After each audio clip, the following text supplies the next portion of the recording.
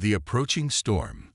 The message reached every corner of the galaxy within hours, spreading like wildfire through communication networks that connected thousands of worlds.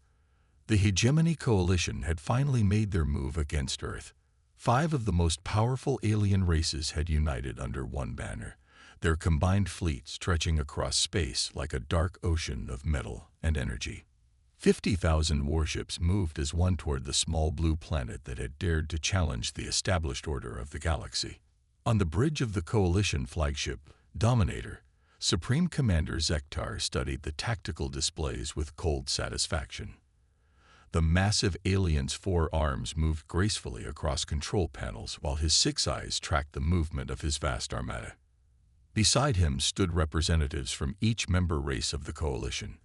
There was General Vith from the insectoid Krex Empire, her chitinous armor gleaming under the bridge lights. Admiral Thuron of the Vorthan Republic stood rigid in his ceremonial uniform, while the floating energy being known only as the voice hummed with barely contained power. Finally, War Chief Belgrin of the Uthek clans sharpened his claws against his armor, eager for the battle to come. The humans have had 3 standard days to prepare since we sent our declaration, Zektar rumbled, his voice echoing through the bridge. Their response should be visible on our sensors soon. No doubt they will send everything they have to defend their homeworld. General Vaith clicked her mandibles thoughtfully.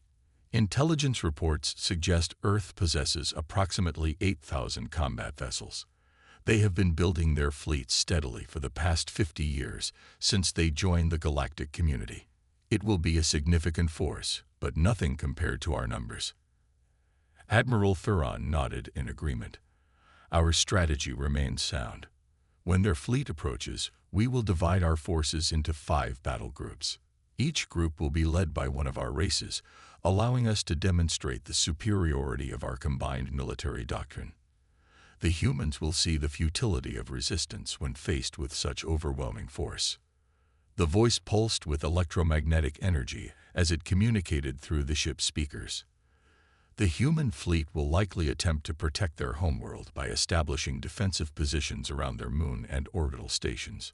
We should be prepared for desperate tactics. Cornered creatures often fight with unexpected ferocity. War Chief Belgrin growled his approval. Let them fight desperately. It will make the victory all the sweeter. The galaxy needs to see what happens to those who refuse to acknowledge the natural order. The strong rule, and the weak serve. This has always been the way. Hours passed as the Coalition fleet maintained its steady approach toward Earth. Long-range sensors swept the space ahead, searching for signs of the human defensive fleet that would surely appear. The alien commanders had studied human military history extensively. They knew humans were resourceful and determined fighters, but they also knew that determination alone could not overcome such vast numerical superiority. Then something unexpected appeared on their sensors, a single contact, moving toward them from the direction of Earth. The sensor operators checked and rechecked their equipment, certain there must be an error, but the readings remained consistent. One ship, alone in the vastness of space, heading directly toward the largest military force ever assembled in galactic history. Impossible, Admiral Thuron muttered, staring at the tactical display. Their sensors must detect our fleet. Why would they send only one vessel? It must be a scout ship, gathering intelligence before their main force arrives. General Vaith studied the sensor data with growing confusion. The energy signature is unlike anything in our databases. The ship appears to be roughly the size of a heavy cruiser, but the power readings are unusual. There seems to be some kind of interference affecting our scans. Zektar frowned as he watched the lone contact continue its steady approach. In all his years of military service, he had never encountered such a puzzling situation. Perhaps the humans are more desperate than we thought. They may be buying time while evacuating their planet, sending this ship as a distraction. The voice flickered with uncertainty. The electromagnetic patterns surrounding the vessel are highly irregular. There are energy fluctuations that suggest advanced technology, possibly beyond our current understanding. We should proceed with caution until we can determine its true nature. War Chief Belgren snarled with impatience. One ship against 50,000. Whatever tricks they have, it will not matter. Let them come. We will crush this vessel and show the galaxy that human ingenuity is no match for coalition strength. As the distance between the fleets decreased, more details about the mysterious human ship became apparent. It was sleek and elegant in design, with smooth curves that seemed to bend light around its hull. The ship moved with a grace that seemed almost alive, adjusting its course with subtle precision that impressed even the veteran coalition commanders. Its name appeared on their identification systems, the Seraph. On board the Seraph, Captain Elena Vasquez stood calmly on the bridge, her dark eyes focused on the massive enemy fleet displayed on the main screen. Around her, the crew worked with quiet efficiency, their movements coordinated like a well-rehearsed dance. These were not ordinary humans. Each had been carefully selected for this mission, possessing skills and knowledge that went far beyond conventional military training. Distance to enemy fleet, Vasquez asked softly. 2 million kilometers in closing, Captain, replied Lieutenant Sarah Morrison from her tactical station. The young officer's fingers moved across her controls with practiced ease, managing systems that would have baffled the greatest military minds in the galaxy. Dr. Marcus Chen, the ship's chief scientist and designer, looked up from his complex console. All primary systems are functioning within normal parameters. The dimensional stabilizers are holding steady, and the quantum coherence field is at optimal strength. We're ready for whatever they throw at us. Captain Vasquez nodded slowly. She had served in deep space exploration for most of her career, mapping distant star systems and making first contact with previously unknown civilizations. She understood better than most how vast and dangerous the galaxy could be. But she also understood something that the coalition commanders did not. Humanity's greatest strength had never been in their weapons or their numbers. It was in their ability to adapt, to find solutions where none seemed to exist, and to never give up hope even in the darkest of circumstances. Open a communication channel to the coalition fleet, she ordered. The transmission was picked up immediately by the alien vessels. Captain Vasquez appeared on screens throughout the coalition fleet, her image clear and steady despite the vast distance between the opposing forces. I am Captain Elena Vasquez of the Earth vessel Seraph, she began, her voice calm and professional. You have declared war on humanity and threaten our homeworld with destruction. I am here to offer you one chance to reconsider your actions and withdraw from this system peacefully. The coalition commanders stared at their screens in amazement. The audacity of this lone human, facing down 50,000 warships and offering them a chance to surrender, was beyond their comprehension. Supreme Commander Zektar activated his own communication system, his massive form filling the screens of the Seraph. Human Captain, you face the combined might of the Hegemony Coalition. We possess overwhelming superiority in numbers, firepower, and military experience. Your single ship cannot possibly hope to stand against us. Surrender now, and we will grant you the honor of a warrior's death. Captain Vasquez smiled slightly, and there was something in that smile that made even the veteran coalition commanders feel a chill of uncertainty. Commander, you see one ship, but you do not see what that ship truly represents. You do not understand what humanity has learned in our journey to the stars. We have discovered that strength comes not from the size of your fleet, but from the depth of your determination and the power of your unity. General Vaith leaned forward, her compound eyes gleaming with interest. Explain yourself, human. What power could one vessel possibly possess that would concern us? You will understand soon enough, Vasquez replied. But first, let me ask you something. In all your battles, in all your conquests, have you ever faced an enemy that could draw upon the wisdom and experience of infinite possibilities? Have you ever fought against the combined knowledge of countless realities, all working toward a single goal? The coalition commanders exchanged glances, confusion evident in their expressions. The human captain's words made no sense, yet there was something in her tone that suggested she was not bluffing or speaking in metaphors. War Chief Belgren stepped forward, his claws scraping against the deck. Enough of this nonsense. You speak in riddles to hide your weakness. We will not be delayed by meaningless words. Surrender or be destroyed. Captain Vasquez nodded slowly. Then you have made your choice. I want you to remember this moment, commanders. Remember that humanity offered you peace, and you chose war instead. What happens next is not our doing, but yours. General Vith leaned forward, her compound eyes gleaming with interest. Explain yourself, human. What power could one vessel possibly possess that would concern us? You will understand soon enough, Vasquez replied. But first, let me ask you something. In all your battles, in all your conquests, have you ever faced an enemy that could draw upon the wisdom and experience of infinite possibilities? Have you ever fought against the combined knowledge of countless realities, all working toward a single goal? The coalition commanders exchanged glances, confusion evident in their expressions. The human captain's words made no sense, yet there was something in her tone that suggested she was not bluffing or speaking in metaphors. War Chief Belgren stepped forward, his claws scraping against the deck. Enough of this nonsense. You speak in riddles to hide your weakness. We will not be delayed by meaningless words. Surrender or be destroyed. Captain Vasquez nodded slowly. Then you have made your choice. I want you to remember this moment, commanders. Remember that humanity offered you peace, and you chose war instead. What happens next is not our doing, but yours. The transmission ended, leaving the coalition bridge in tense silence. The enemy ship continued its approach, still alone, still impossibly confident, despite the overwhelming odds against it.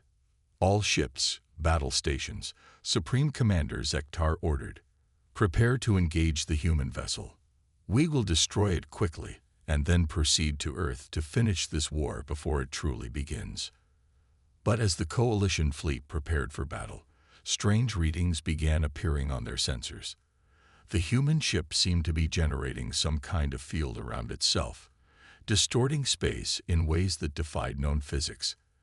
Energy patterns flickered and danced around the Seraph like living things, and the very stars seemed to bend and shift in its vicinity.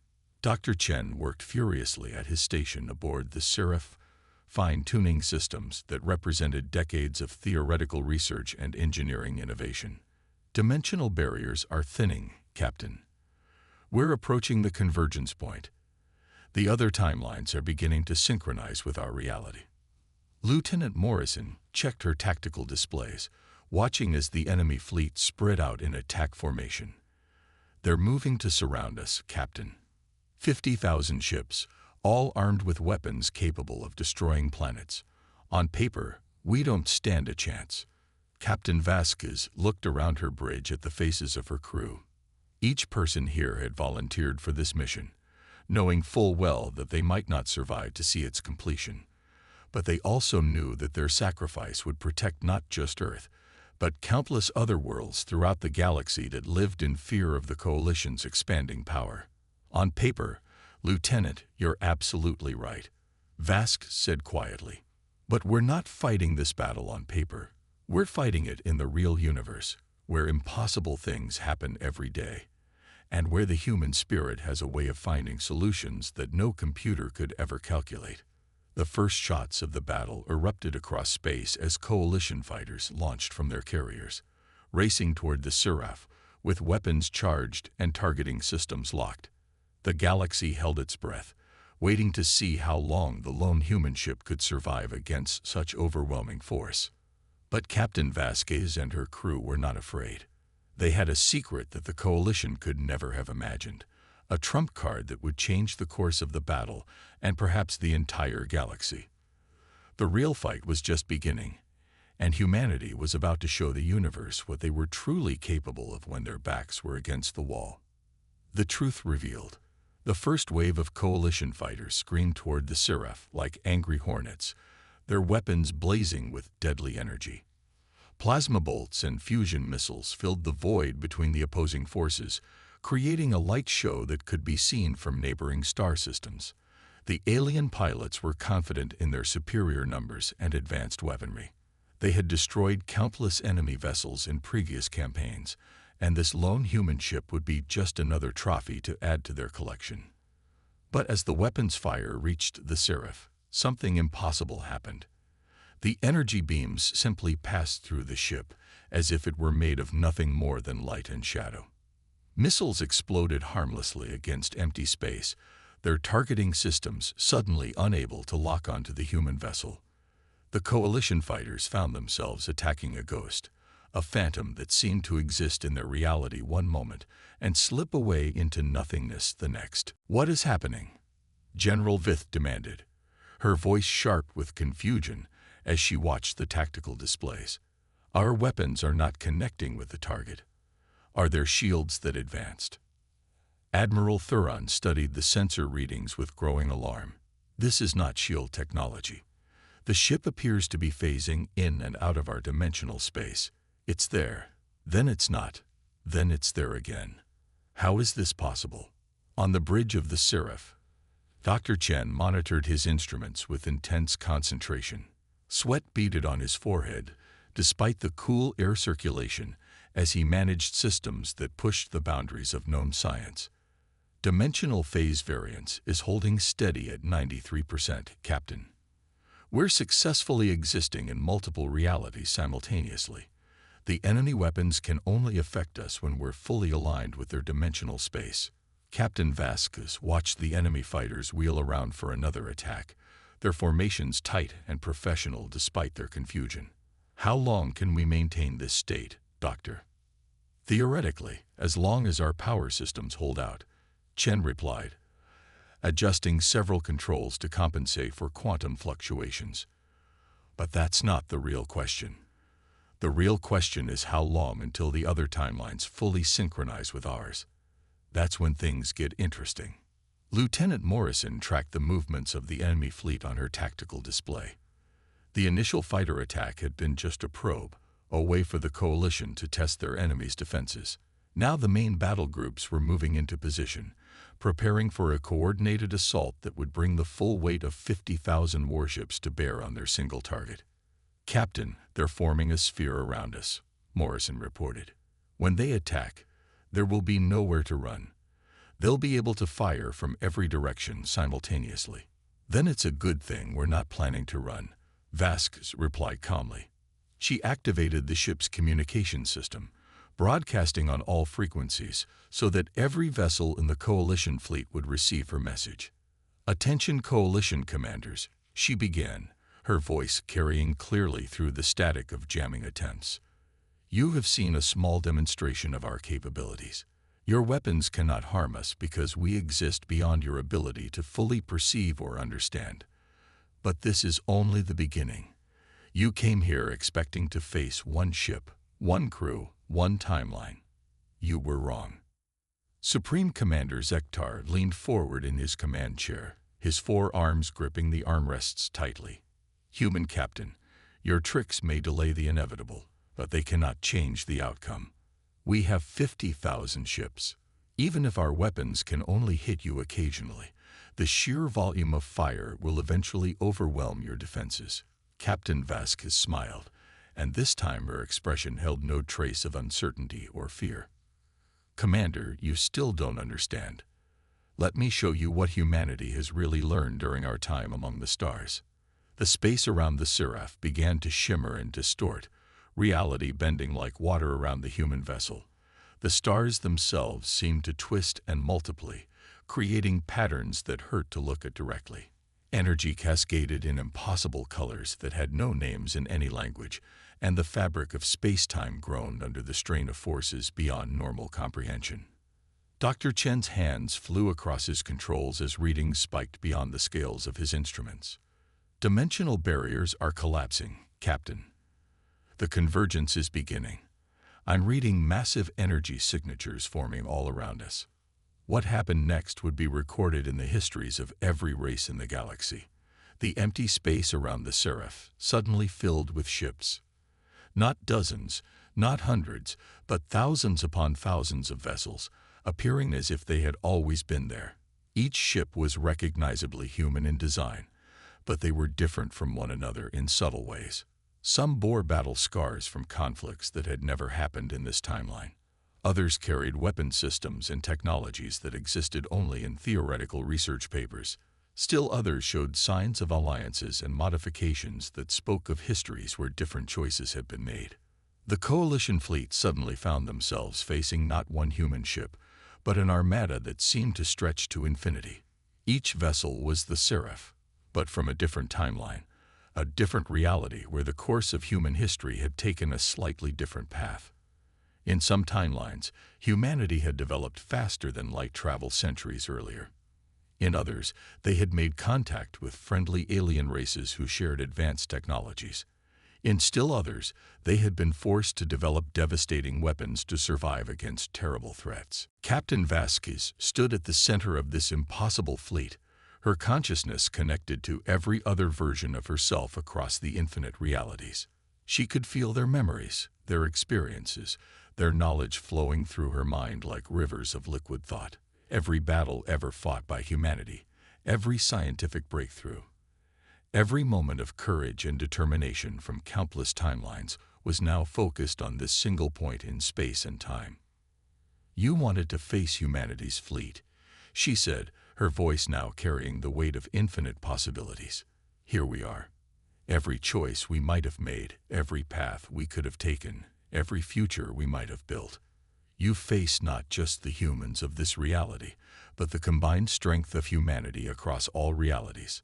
The Coalition commanders stared in stunned silence at their tactical displays, watching as their overwhelming numerical advantage suddenly became meaningless. The enemy fleet that surrounded them defied every principle of physics and logic they understood. How could one ship become thousands? How could multiple timelines exist in the same space? War Chief Belgren was the first to break the silence, his voice a hoarse whisper. "This is impossible. Ships cannot simply appear from nothing. These must be illusions, holographic projections designed to frighten us." "Test that theory," Captain Vasquez challenged. "Order your ships to attack. See how illusory our weapons are."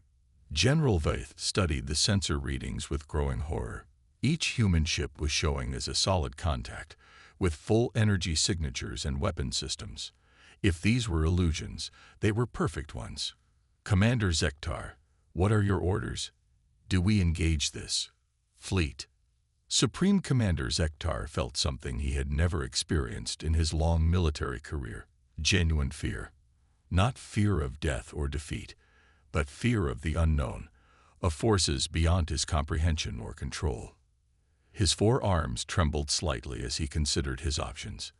He could order an attack, but even if some of the human ships were illusions, enough appeared to be real that the Coalition would face a devastating battle. He could retreat, but that would mean abandoning their campaign against Earth and admitting defeat to a single human vessel. "Human captain," he said finally, his voice strained with the effort of maintaining composure. "What do you want? If you possess such power, why have you not used it before? Why allow the galaxy to live in ignorance of your true capabilities?" Captain Vasquez felt the weight of countless alternate selves considering the question. In some timelines, humanity had indeed revealed their dimensional technologies earlier. In others, they had used them to conquer rather than defend. But in this timeline, this reality, they had chosen a different path. "Because power without wisdom is destruction," she replied. "We learned long ago that the strongest force in the universe is not weapons or numbers, but the ability to choose mercy over revenge, cooperation over conquest. We developed these technologies not to dominate others, but to protect those who cannot protect themselves." The voice pulsed with electromagnetic energy as it processed this information.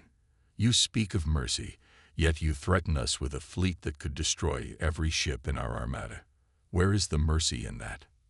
"The mercy is that we're offering you a choice," Vasquez explained. "You can withdraw from this system and return to your homes. You can live in peace with humanity and all the other races of the galaxy. Or you can continue this path of conquest and aggression and face the consequences of that choice." Admiral Thuron stepped forward, his military training warring with his growing understanding of the impossible situation they faced. And if we choose to fight, what then? Captain Vasquez closed her eyes for a moment, feeling the combined wisdom of infinite timelines flowing through her consciousness.